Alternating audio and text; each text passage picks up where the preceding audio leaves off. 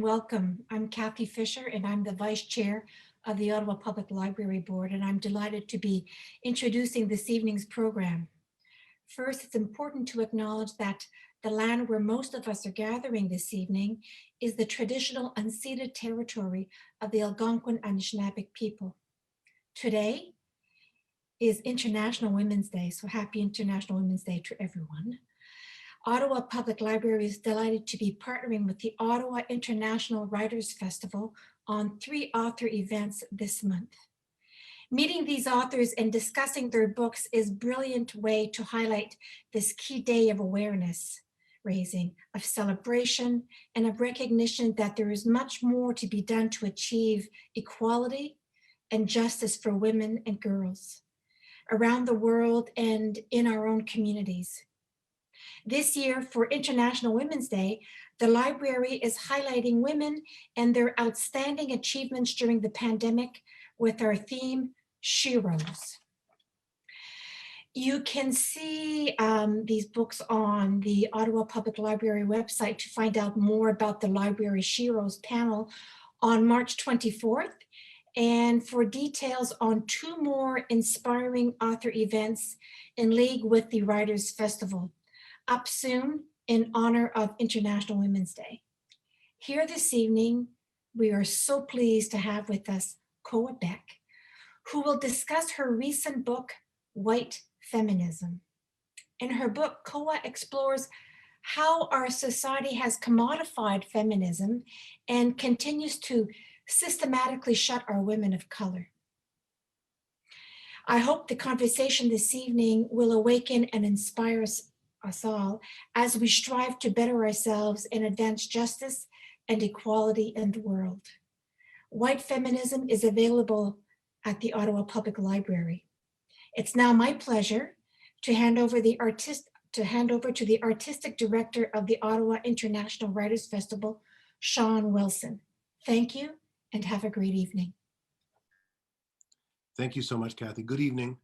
Welcome to the unceded and unsurrendered territory of the Algonquin Anishinaabe and to the festival's 2021 season. On behalf of the festival and the Ottawa Public Library, it gives me great pleasure to welcome you all to tonight's event. As always, I want to thank you for supporting authors and booksellers through these difficult times. Our official bookseller is Perfect Books on Elgin Street, and I know that wherever you are right now, there's an independent bookseller nearby who would be more than happy to sell you some great books. Please consider making a tax-creditable donation to support our virtual programming, as it may still be a while before we're able to gather again in person. It's International Women's Day and International Women's Week, and some people say International Women's Month, and I want to begin by stating the obvious. Women, cis and trans, are at the core of everything we do. They're the core of the publishing industry, the core of our community, and they make up the majority of the artists we celebrate and the audience we serve. I want to express my gratitude to our friends at the Ottawa Public Library, to everyone working away behind the scenes tonight and every night, Allison, Alexine, Lisanne, Afua, Courtney, Jill, and Christine, all women. I also want to thank Kira Harris and Leslie Wilson, who do the heavy lifting here at the festival and whose work animates everything we do, and to thank our very first board member, Taya Yateman, who co-founded the festival and served as our board chair for over a decade, and to thank our current chair, the invaluable and indomitable Hattie Klotz. Now, let's turn it over to our host, Judy Trinh, who will introduce us to Koa Beck and her book, White Feminism. Judy may be Ottawa-based, but she serves the entire country thanks to her amazing work on CBC's The Fifth Estate, and we're lucky to have her lead the conversation this evening. Let's give a warm virtual welcome to our host, Judy Trinh. Thank you, Sean. It is an honor to be here on International Women's Day, and I am so pleased to be having this conversation with everyone with Koa. So Koa Beck has been at the forefront of discussions and debates surrounding feminism and gender issues. She is the former editor of Jezebel and has started difficult and compassionate conversations as the host of the Me2 Memos. She's been the executive editor of Vogue and senior features editor at Mary Claire. And now with her new book, oops, can you see it? With her new book, she is asking us to have difficult conversations again. forcing a reckoning on feminism by refusing to allow us to bask in any victory that leaves behind marginalized women, the gender fluid, and women of color. Welcome, Koa. Thank you. Thank you so much for having me. And thank you specifically to the Ottawa Public Library and the Writers Fest for this very illustrious invitation. And thank you so much to the team for facilitating our ability to be able to speak, especially right now. Koa, I want to start with asking you about the moment you saw the light. You were working for Vogue, Marie Claire, these magazines and publications that define womanhood for so many. At what point did you start feeling uncomfortable and realize that you did not like this definition? Much earlier than when I got to Vogue, to be honest. I get into this in the book, with more specific anecdotes from my life, but I went to a private women's college in Northern California that definitely identified as a feminist institution, taught, various feminist ideologies, and also considered itself to be a very gender literate place. It's still there today, Mills College, it's in Oakland, California. And I feel like in a lot of ways, moving through that private college that, was imbuing so many students, specifically like women and gender variant people, with an understanding of feminism and gender inequality. I was always aware of, white feminism being in the room. And I feel like even from the time I was like 18, 19, and then, through my professional career, through a lot of these newsrooms, it was a very intuitive and at times like sensorial feeling of, you're having a conversation either with friends in a dorm room or, in a panel discussion about systematic inequality. And then depending on who's in the room with you and their ideology, that starts to tip very cleanly towards solely understanding feminism through white collar leadership positions, through corporate ascension. And then all of a sudden we're not, talking about, say, like domestic workers or like low income women or, women who are queer, women who are trans, for instance, healthcare, food security, access to clean water, these types of things. So I would say that my intuitive sense of white feminism greatly predates my professional career. Having said that, I was put more directly in front of it, I feel like, as an ideology and as an approach when I was navigating through these newsrooms. Did you feel conflicted at all working through these newsrooms, which were very white-centric when they were talking about issues concerning gender? Yes, all the time. And I do explore that in the book in terms of my own, attempts at reconciliation, also compartmentalizing, I think is a fair way to describe it. And also trying to do like, what I've now come to understand through like economic terms as like sunken costs, if anyone's familiar with that. So not, how long I had been there, but also like what I could do if I stayed, as opposed to, if I just left. And then also just being like super pragmatic about the fact that I still had access to this huge platform, Marie Claire, Vogue, Jezebel, to the latter end of my career. And so I was always trying to gauge like what was worth it, in terms of being in some instances like the only, out queer woman on staff, being the only visible woman of color in the room at times. So I definitely constantly weighed if it was worth it. When you talk about your experiences in the book and you talk about how you're constantly weighing, there's always a price. Were you ever concerned that sometimes by taking a stand or that you could be pushing too hard? And it even happens now. What advice would you give someone who is in that state right now within their own workplaces?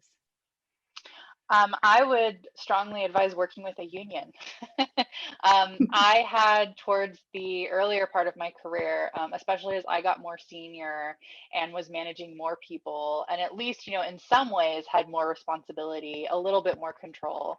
When I would be confronted with, mandates to do certain things or execute coverage in a certain way, earlier in my career, I would just kind of like puff myself up real big, in terms of like, well, I'm not going to do that. Like, I think it's, really unfair to ask the staff to work that long, without additional pay. I don't think, we should necessarily mandate that this new mother be like back in the office, the 13th week exactly after delivering. And I look back on that and I see that, while, very well-intentioned, that is in a lot of ways like a white feminist, interpretation of saying like, well, I'm the individual and I am the most senior person and I refuse to do that. Towards the latter end of my career, I was part of a union, which was a lot more helpful, I felt, in that when I was being approached by management to do things that I thought were either unjust, exploitative of the staff, or just frankly like inaccurate, in those meetings, I could just say, and I'm going to speak to the union and I will get back to you. So any places where you can work, with a collective of other people, whether it's like a policy group that you can put together within your workplace or, a more formalized union, it's a very real thing, I think, to be afraid of, because especially in a lot of these like highly corporate settings, even in small business settings, there's all these like coded ways we have to describe people who will not go along with the status quo, like not a team player, doesn't work well with others. And a lot of times I feel like in my own career, those words have been used to describe individuals who did go up against institutional power and who didn't think that that policy was pragmatic and who refused to, keep working with somebody who was known to be a sexual predator. So I think that any place where you can increase your numbers in opposition is a good place to start. It's very interesting in that the premise of your book, that white feminism is so individualistic. It's about, a lot of it is centered on private gain. And I mentioned in a tweet earlier this week in which I said, it started a debate with my teenage daughter. And the fact that Taylor Swift and Beyonce were in the book along with Nicki Minaj helped. But one of the things that she when she looked at the title without even picking it up, she said, why are we doing this? Isn't this book divisive? Why do we have to cut each other down? Should we, by criticizing, are we not preventing progress as a whole? How would you answer my daughter? I would answer your daughter by saying that I address those in the book. Stop being divisive is something that I've been told a lot in my career, specifically when I have brought up differences on class or sexual orientation or race. I think that the stop being divisive mandate, I say this in the book, but that is the big red flag, I think, of white feminism and of white feminist ideologies and practices, in that, somebody in the room is saying, women like this, fill in the blank, have an experience like this, and then the mandate is to stop being divisive. The reason you said that is to essentially divest from that singular homogenous interpretation of feminism. And yet you're being told that you are being divisive by bringing up realities and circumstances that white feminism does not account for. I think that white feminism has been very successful. I track, the movement and the ideology and how it started in my own country in the previous 100 years, and I track it through now. And I think white feminism has been very successful at presenting itself as the dominant feminism, as the default feminism. And I don't think that's true. And I think there are avenues with many of those people that you just cited where that's very evident, in terms of, these catch-alls of like women or even feminism. We're really only talking about a certain type of woman. We're talking about a woman who is middle class, who is able-bodied, who is thin, who is young, and she's middle class, or on the other hand, she aspires to be all of these things, and therefore she is seen in the movement. And if, to your daughter's point, if you're not Taylor Swift, if you're not Beyonce, if you're, not Nicki Minaj, if you're you know, as I said earlier, a domestic worker, for instance, who just like wants to make a decent wage, white feminism doesn't see you. When we talk about the selling of white feminism, why has it been so, I guess, such an easy sell and such an elixir for people?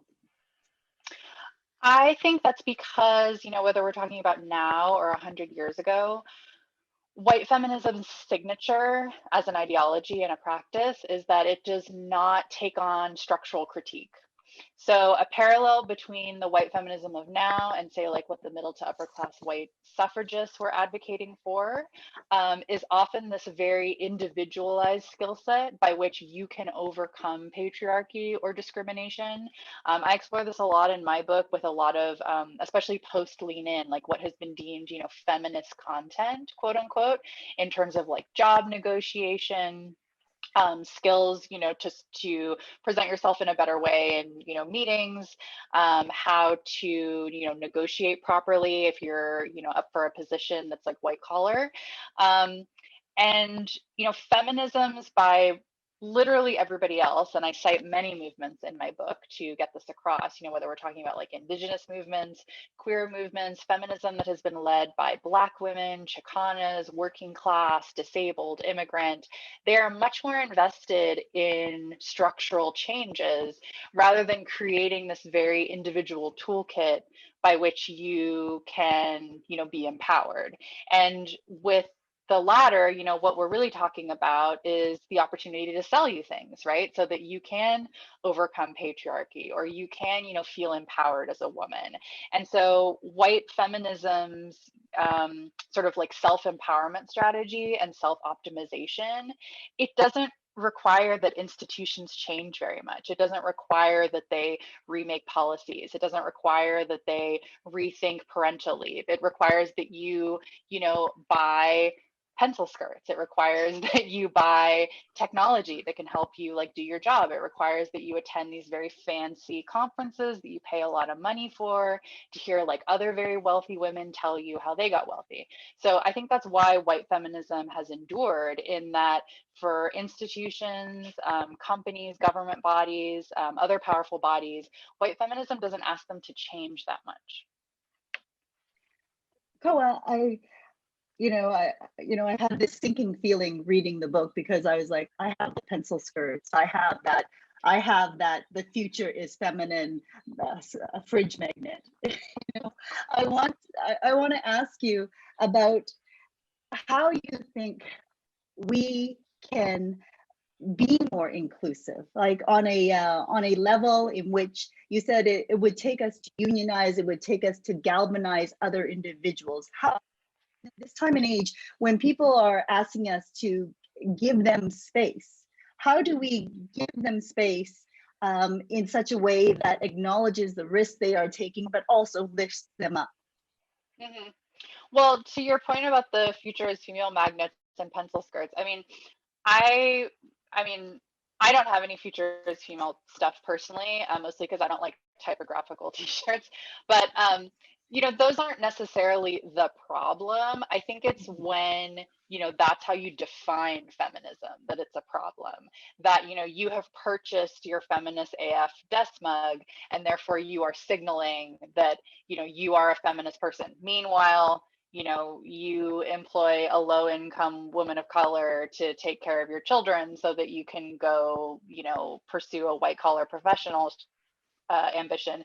And that's deemed like fine by you, you know, like there's no structural consideration of the fact that these women actually facilitate your ability to ascend as a woman. And that is a structural problem. That is not an individual problem. In terms of what can be done, I think a lot of times what I have been asked specifically on book tour for this book is to put your question in like a like non-helpful light.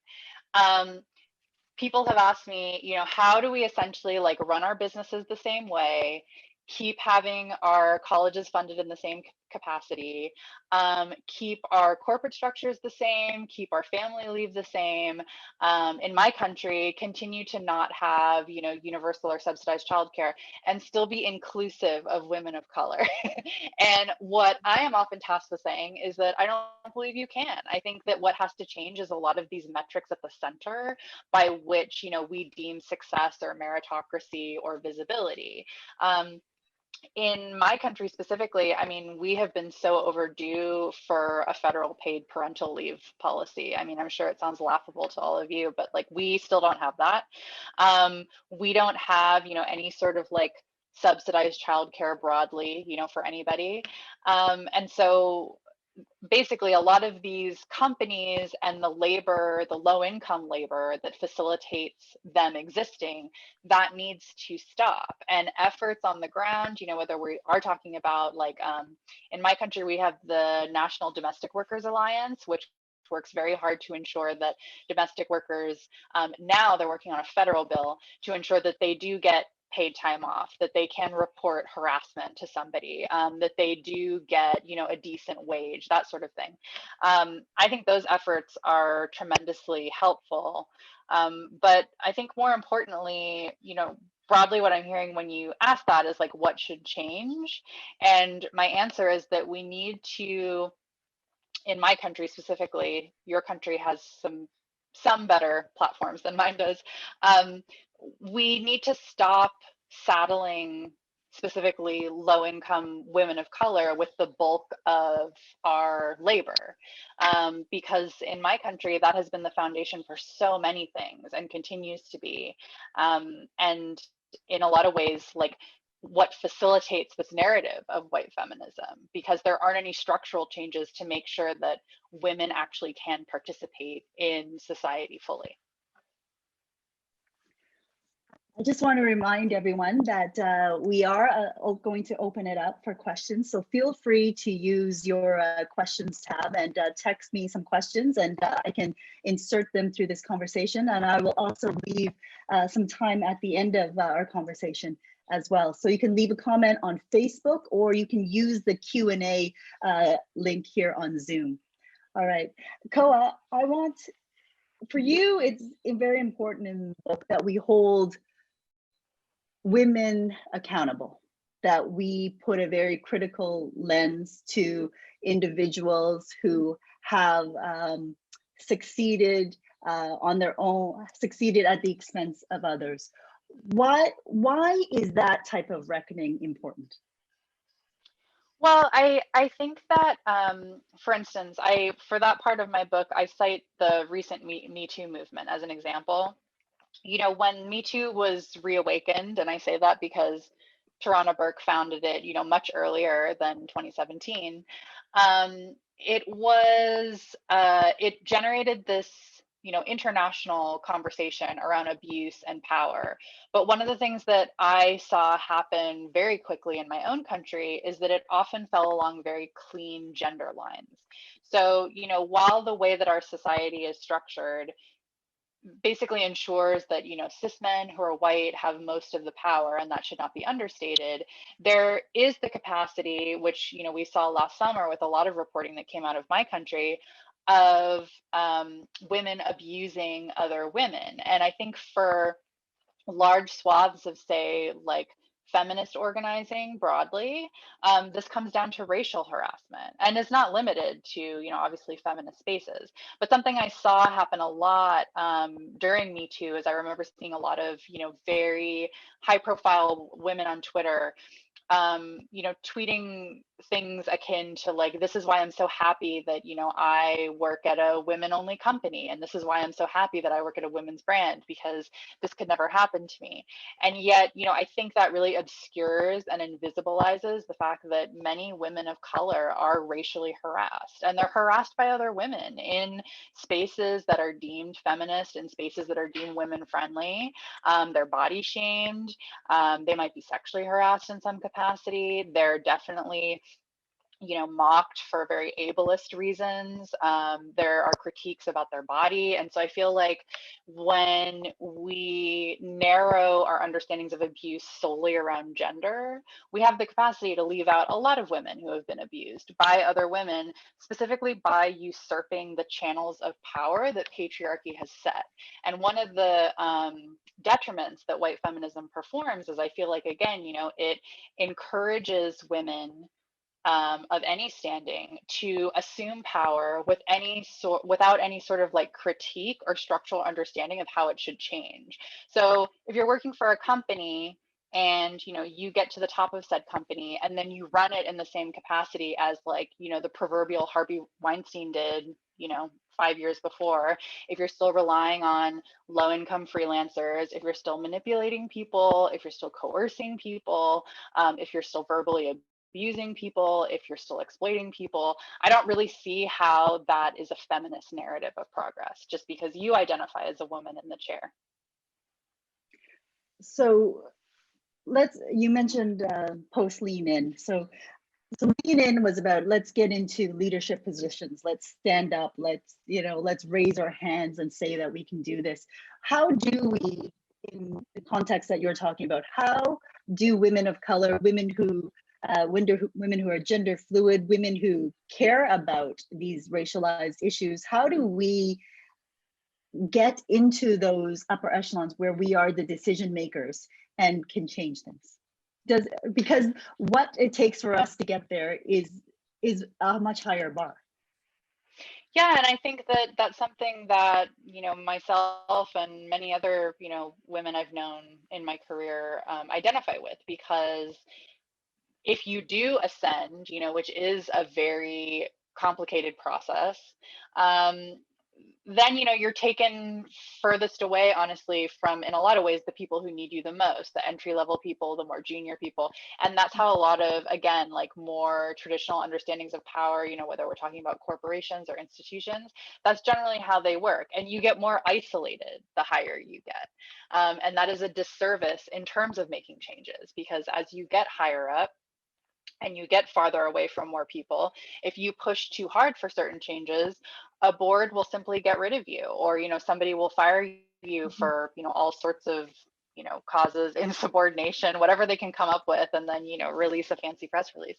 So I think the answer to that is to not think about it as to think about it as a collective. I don't necessarily think that you need to be a senior leader to impact the changes that I'm talking about in my book. I think that something very damaging that I've seen be perpetuated a lot in US media when we're talking about like visibility and representation and a lot of social justice narratives is that we give companies way too much credit, universities too much credit, organizations too much credit when they hire like one Black woman to run, a very lofty institution or department in like 2019. But also, it's a very, I find, and I explore this in the book, it's a very truncated analysis of power and how power actually works, because saddling this one Latina, this one Native woman, this one trans woman with all of our expectations for societal change is completely unrealistic, because in order to actually affect change in the institution that she is in, she is going to exist in a constellation of power. I see the same thing happening now in my own country with Kamala Harris, who, is very accomplished, but it's like Kamala Harris will not save us all. Kamala Harris needs to find common ground with other people so that she can work with them to challenge a lot of the structural flaws within our government right now. And I see the same on a micro level with a lot of companies. We should not be expecting these one single, in some ways crassly like quote unquote diversity hires to change the entire interior of an organization. That's just completely not how power works. in journalism, that's hard to do in the sense that we like those narratives, the easy Of to course, define narratives, right? It's much they harder feel to tell good. the story about a collective, right? So in terms of that, like building the collective, right? Building those individuals who would be willing to unionize and push for change together, because it is the loudest voice is the greater number of voices, regardless of where you are at the top. How do we build those bonds across race, across that? How do we do that? By starting at basic need. So I've said this before on other talks, but I think it's a very pertinent example. Something that's happened to me a lot in my career, especially when I was working at a lot of these outlets and was doing a lot of public speaking. Again, I was an editor-in-chief when Me Too was reawakened. I was at Vogue, shortly after Women's March happened for the first time in the United States. Oftentimes when I would go to these, speaking engagements or panels or conferences or what have you, the speakers would be chosen, they would select the topics for conversation, they'd pick a moderator, and then at the 11th hour, it would be like, oh, wait, we're not inclusive. And then, some, very accomplished trans woman, some very, smart and capable Native woman, some very bright, like totally accomplished Black woman would be asked at the last minute to participate in our panel, where everything else had already been decided before she was extended an invitation.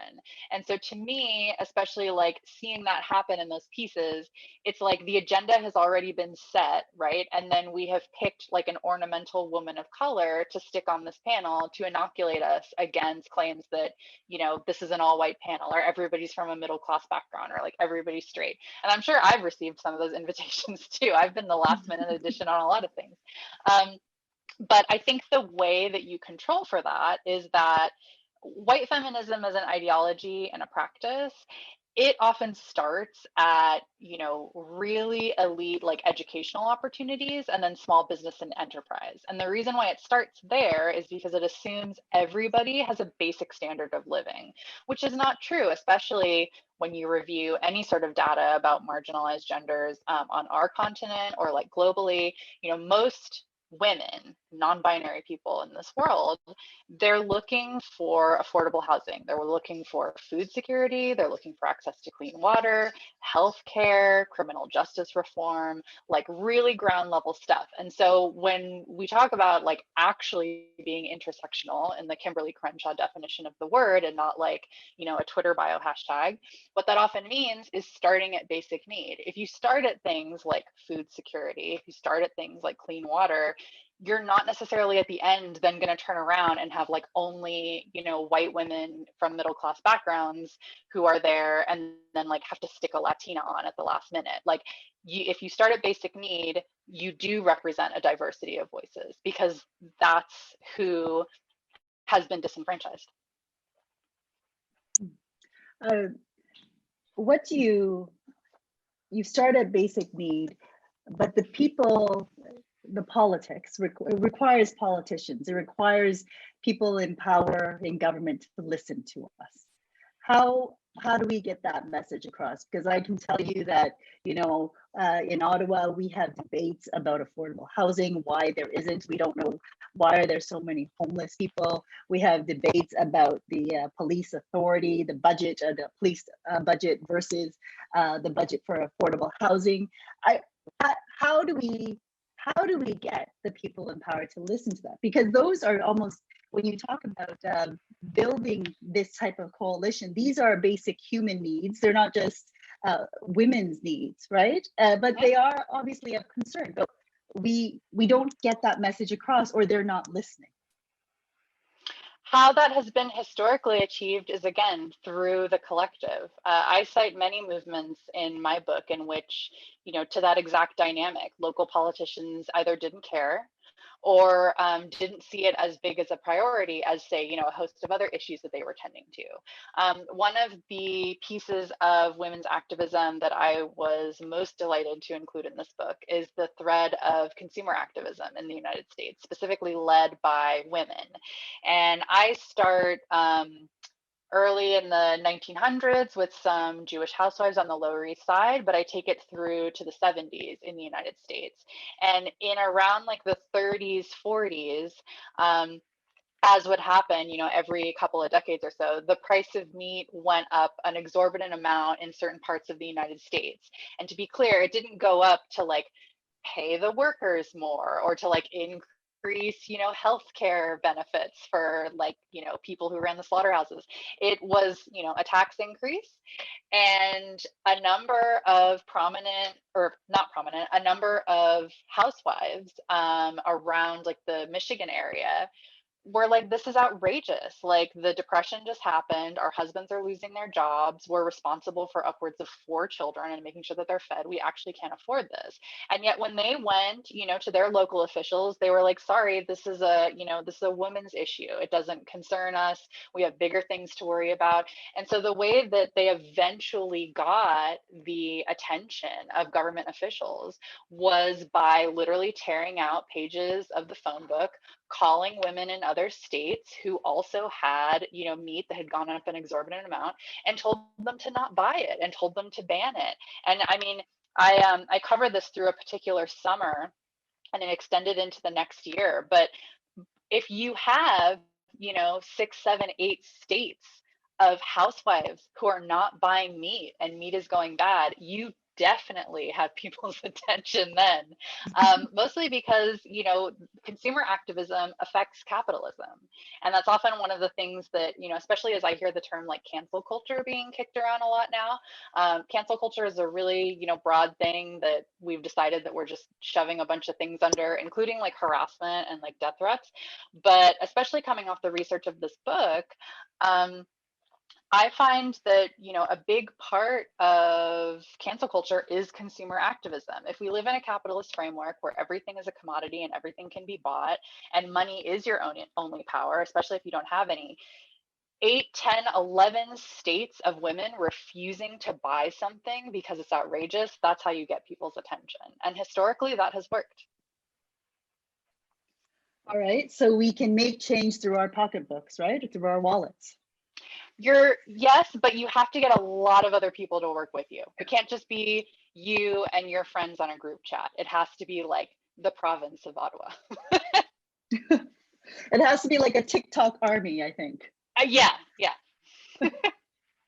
I want to go back to a little bit of what you said about Kamala Harris, that everyone is expecting so much on her shoulders. Do you, I want to take it back a little bit, to 2016 with Hillary Clinton. Now we're at Kamala Harris. Do you feel that perhaps now that there's a difference in the movement, Hillary didn't become president, but if she is it perhaps more meaningful now Kamala Harris is vice president, even though Hillary Clinton was running for president and we had these hopes for her? To make sure I'm understanding your question correctly, are you saying is it like better that Kamala Harris is vice president? Oh, I'm wondering if you think the movement changes in the sense that whereas if Hillary Clinton was holding the mantle back in 2016, she is a white woman. So the conversation has now changed, in which we are now talking about Kamala Harris in this position of power as a woman of color as VP. Mm-hmm. And does that shift the conversation in any great way? Which conversation? The conversation that the future really is no longer about white feminism because we have Kamala Harris. I think in order to properly answer that question, we have to wait and see what Kamala advocates for and what she does. I don't think it's any secret that, and I don't say this specifically to Kamala Harris, but one of the enduring I think patterns of white feminism is that it has been exported, as an ideology to so many women. I make a point very early in my book to define white feminism as, again, a very specific approach and ideology towards achieving gender equality, but it can be supported and advocated by anyone, women of color included, queer women, like all kinds of people, men for that matter too. So I think, while I am cautiously optimistic for Kamala, I think it's responsible that I wait and see what she actually accomplishes and legislation that she supports. I will say that, we haven't heard anything from her in our country yet on defund the police. And I know that's something that a lot of feminist groups and feminist organizing are waiting for her to acknowledge. So we'll see. I just want to read some comments that we've received. There is a comment from Kevin Webb, who's in Thailand, and he says that he's retired, but when working as a man who fully endorses equality, when I am vocal, my male colleagues shun me. So it comes as a price for men fighting for women as well. Yeah. And then we have a comment. We have a comment by Glenn Nuotio, commented on Facebook. What Koa is saying here is recalling how this afterthought or last second effort of expert BIPOC inclusion as the inoculation is quite rampant in the Canadian arts programming as well. Okay, so I have a question for you now from Mary. Mary asks, what platform do you feel is the strongest to create collective action?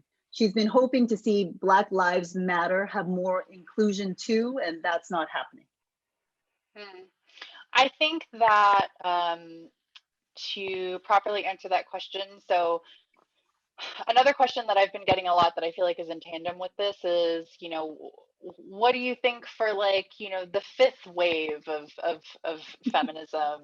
What do you think will come? And I answer that with respect to this question, in that, wave is a very contested term in feminist discourse and feminist theory in terms of, collapsing a lot of ideologies into one dominant narrative. And that's not really true. I mean, I acquiesce to waves in this book to give the reader some sort of linear understanding of what I'm talking about. But with regard to movements and platforms, I think it's somewhat similar in that there are so many happening all the time, especially with the internet and people organizing, across all platforms of social media. I think that there tends to be a lot of hand wringing specifically about social media, and there's been a lot of that, in my industry, and particularly how social media can operate as a branding platform for yourself, especially if you do, want to present yourself as an activist or, want to signal to other people that you have certain values. So my biggest advice to Mary, I think you said was her name, was to be more so wary of the performative dynamics that can come, with some not necessarily these movements, because I think a lot of these movements are genuine at their core, but just how they play out in social media and who is participating, and also how a lot of legislative efforts, for instance, and certain messages are being co-opted and used to make an individual look good or to make a brand look good. I am so tired of, especially coming off of Black History Month, seeing, every corporation and company have an ad with a Black person in it, and then think that they're done, they've inoculated themselves against racism. So I don't have a specific movement to share with you that I think is all encompassing of everybody's needs, but I think that online broadly is a good place to find other people and find organizations, especially new organizations that are getting off the ground. I don't know if you all have or were privy to Wall of Moms here in the United States. I was very interested in their efforts, and I understand that they've had different chapters pop up throughout the country, but I don't know if that extends to Canada. I just want to remind everyone who is watching that you can ask questions on Zoom. There's a Q&A button at the bottom right of the screen, and you can also ask questions on our Facebook Live page, and those questions will pop up on my screen, and I will direct them to Koa. You write something very interesting about the plight of trans women and how they have been voiceless and how they have been they've been silenced. In regards to Stonewall, can you elaborate a little bit about that story and what lessons are there for us? Sure. So I go into, as Judy just said, I go into the history of Stonewall in New York and how that history overlaps with certain avenues of gay rights in the United States. Essentially, I track the experiences of trans activist Sylvia Rivera. She's very renowned. If you do not know her, I encourage you to look into her, unfortunately, very brief life, and a lot of writings that she left behind, and then interviews that she gave to other people. But she was a trans Latina sex worker and tried very hard when the broader gay rights movement started to build in the US, specifically around the Stonewall riots. She tried to be a part of it as a queer person. And yet, because she was trans, because she was a sex worker, because she was Latina and spoke with an accent, she was deeply, deeply shunned by very specific yet powerful and influential gay rights bodies, specifically because of those factors. It was class, it was her gender identity, and it was also the fact that she was brown. And I recounted her and her story for a very specific history, very specific reason, to show that throughout history within, marginalized groups, there can be this weird supremacy that happens in that you had, and Sylvia recounts this in, some other books that I've excerpted in my own, how specifically lesbian women were deeply, deeply transphobic, but also extremely discriminatory against her, did not want her a part of their movement. They thought that she was mocking womanhood. And there was also, I think, a thread there that I wanted to pull out to include in the broader narrative about white feminism, is that the gay rights movement at that point in time with those specific organizations, they were still playing to a sort of respectability politics. So they didn't want people like Sylvia, who was a sex worker, who was Latina, who was trans, who lived on the streets for a while. They didn't want someone like her to be visibly a part of their movement. They wanted to emulate a lot of the classism and in some ways white supremacy of broader society, and that they wanted to look respectable, they wanted to look like they had money, they wanted to look very normative in their gender presentation. They didn't want people who were beyond the binary to be associated with their movement. And so I think that's a very enduring story, and also a good way to understand the mechanics of broader groups. There's a question that came in from Shireen Noble. She wants to know, is it possible to reconcile a truly intersectional feminism with capitalism? It sounds like much of what you're talking about basic needs need to be met, but more social support seem totally at odds with the capitalist system and wealth disparity. So is it possible? No. Koa. So of the many, many, many movements and feminisms, specifically by people of color, that I cite in my book, they consistently say no. They say that true liberation cannot happen under capitalism. And then I cite some other movements here and there that are not anti-capitalistic necessarily in how they identify, but they're willing to sort of work around capitalism in some respects, and they have endured, even though they don't necessarily make money. So that would be my answer.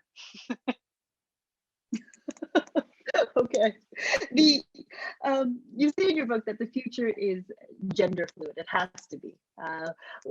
Give me an example of why women, why gender fluid individuals cannot be ignored in terms of progress, if we want to progress towards anything that is truly equal and democratic and feminist. Sure. Well, The reason I bring that, contrast in specifically with regard to the whole like future is female, tagline that was like applied to everything. And for, people who are listening, I go into the history of where that term comes from. It's actually a deeply radical lesbian sentiment that then got like sanitized. And then like Hillary Clinton said it and ended up on like tote bags and stuff. But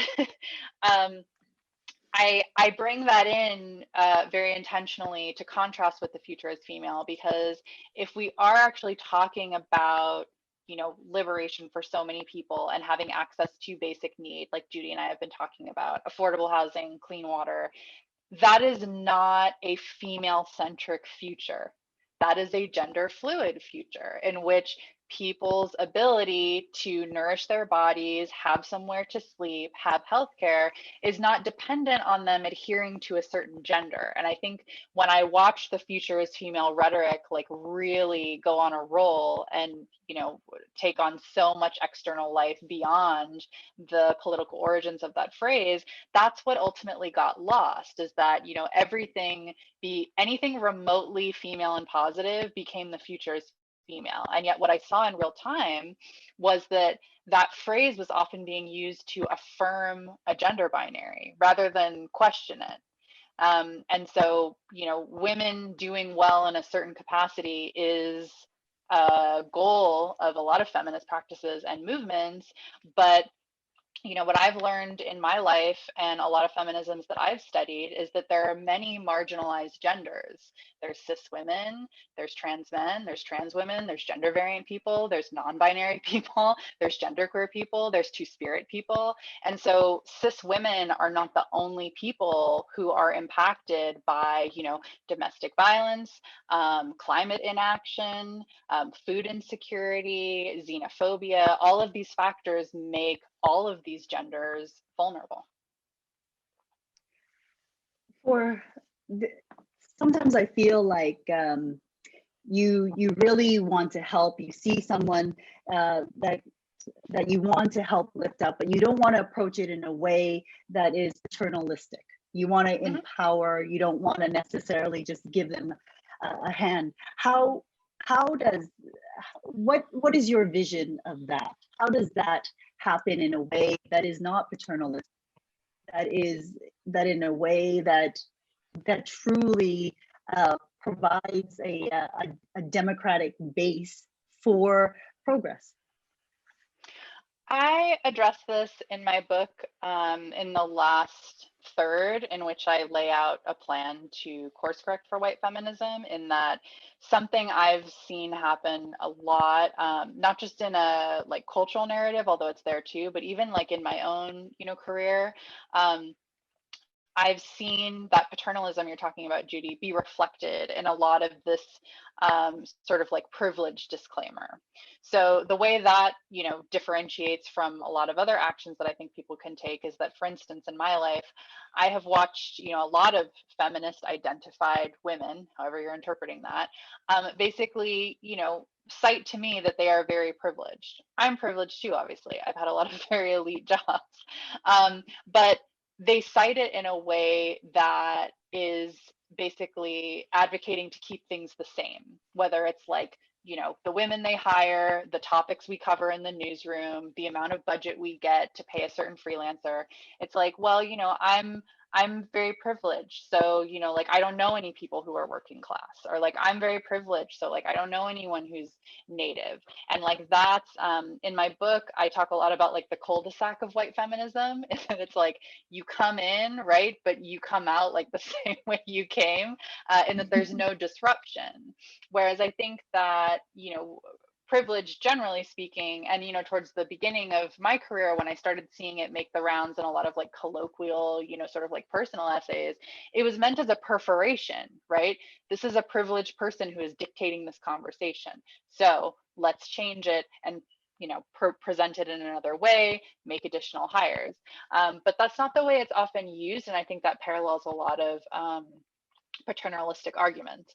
What I think is the better use is not necessarily to, throw out this privilege disclaimer, but to advocate for visibility instead. And I think depending on where you work, who you're working with, and what field you're in, that can take on a lot of different forms, especially depending on like what is available to you, and then hopefully the other people who you are working with. But I think where that is a very appropriate place to start is that if we're talking about, mainstream feminism, white feminism, commercialized feminism, women who are Indigenous, women, who are Latina, women who are trans, like they haven't even existed in mainstream feminism. So I think unfortunately you have to start there, whether that's, specifically hiring people. I've talked a lot in my career, like changing job descriptions. If we're talking about like, white collar corporate spaces, where I've been in a lot of professional like outlets where all of a sudden there's a complaint because like an entire department is white, right? And so then like I've made a point to then strike like college education from a job description, or to cut off, especially because I have worked primarily in digital media. Our pacing is so fast. We have learned so much. We cram way too much into way too short a time. So I think that like, the 6 to 8 years like experience, like I think that can be kind of arbitrary if we're talking about a digital media role. So I've changed that at times, because again, what a lot of these power holders are saying is like, how do we keep the like avenues and like parameters of this job completely the same and yet have a diverse staff? And you can't. If you're talking about, women of color specifically being disenfranchised, not having as much experience, especially if you're talking like, single moms, right, who have maybe don't have the same amount of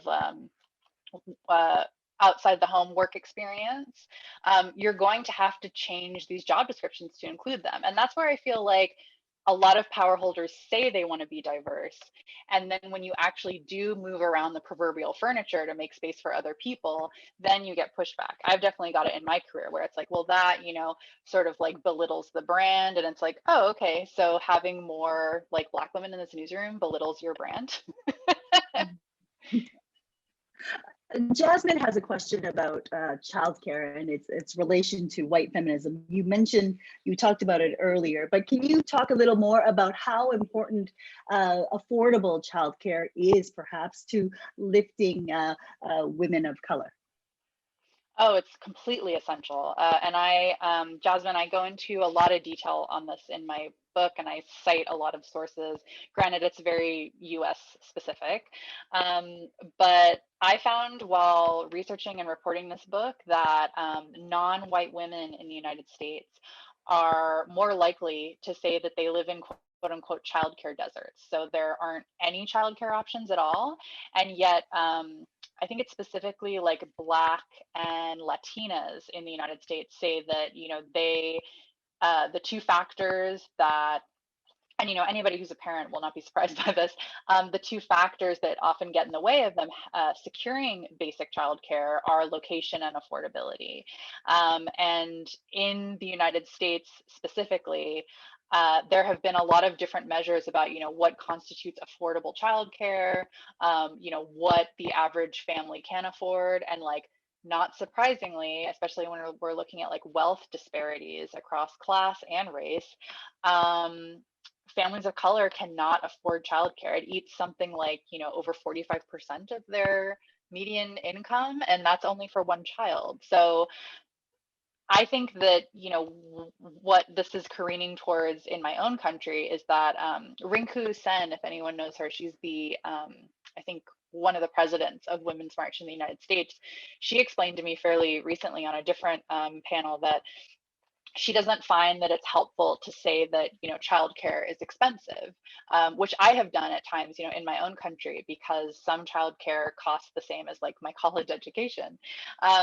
Because, the childcare workers who perform this labor, who take care of children, who make sure that they're fed, that they have toys, that, if they're sick, somebody is there, like they deserve a living wage as well. And they need, affordable health care along with all these other things.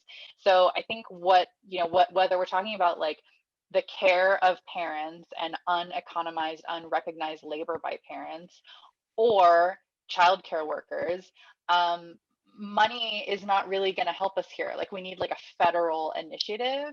And not surprisingly, when childcare does come down to, actual dollars and cents, families of color cannot afford that childcare in a way that, some white families can't afford either. But, some very well off white families can afford it. And so not surprisingly, that facilitates them to secure greater economic security for both themselves and their children. Koa, I have a question from our local city councillor, Jeff Leeper, and he wants hi. to know about the about the education system. He wants to know, particularly at the secondary level, how that might change to give people the courage to challenge capitalism. So just to be the clear, education at the secondary level. Yeah, so just to be clear, because I'm an American, secondary is your junior high? We would talk about, I could be wrong, and Jeff can text me on this, but I think he means university, possibly. Oh, university. Yeah. Yes. Okay. I think that, and I reflect. Oh, no, sorry. He means high school. High He school. means high Okay. school. I Okay. actually have a better answer for that. Okay. All right, go. Thank you, Chancellor. For high school, I would definitely advise teaching labor rights to teenagers and the history of labor rights, because I have found, just in reading that I value and that's important to me and my understanding of like marginalized genders, exploitation, feminism, equal wage, and broader, like just the wage gap, labor politics is just like fraught with all of those things. And I feel like if you teach, for instance, like, the triangle shirtwaist fire, for instance, or like any of the sort of industrial feminist movements that I, cite in my book, these are women who worked in laundries and factories around like around suffrage in the United States, but even a little later, like through the 1920s. Many of them were immigrant women. All of them were working class, and they were definitely prey for, these broader conglomerates, huge corporations that wanted to make money off of the industrial boom by having a lot of these low wage women, specifically immigrants, doing a lot of the labor. And yet, they organized on their own in terms of like, we don't want to be cogs in a machine. Like, we're humans. We deserve bathroom breaks. We deserve to leave work at a certain time. We deserve to be paid a certain amount. And so I think the way that you can get to a lot of like anti-capitalist, like sentiment, or even just like stoking that curiosity in your students, is to teach the history of labor rights. And I think that can also be like a very inclusive approach to like broader, feminism and empowerment broadly, and that, a lot of these women worked across race. So in terms of when that philosophy will really take root and that passion for change, you think that at the high school level, that is a key age? Oh yeah, high school students resent authority. Are you kidding? I feel like it gets at dynamics that are already, very present in teenagers. But if anything, I mean, at least it, focuses it along a historical narrative, and also in terms of, social change. I think about this a lot with people who are younger than me and who are very interested in climate activism, and a lot of narratives that they've gotten about like power and, institutional protections, and also just like narratives about, everything being okay. And then, obviously it's not going to be when it comes down to climate change. But I think that it's not an accident that some of our loudest and most vocal climate change activists are teenagers. Right. Thank you very much, Koa, for this fantastic conversation this evening. You can get your local, you can get Koa's new book at White Feminism at your local bookstore, or you could also reserve a copy at the Ottawa Public Library, which is what Councillor Leeper has done. And thank you so very much once again for this fantastic conversation. Of course. Thank you for moderating, Judy. Thank you everyone for coming. Thank you, Chancellor, for your question. I was saying earlier, I've never been to Ottawa, but I would like to go one day. I very much love Montreal and Nova Scotia. Those are the places that I've been to in Canada. But yes. We will welcome you with open arms. I would love to when your borders open again. Yes, please get it from the local library if that's available to you. And thank you again, everyone, for coming, and to the Ottawa Public Library team and Writers Fest for, again, facilitating our ability to speak. Thank you, Koa.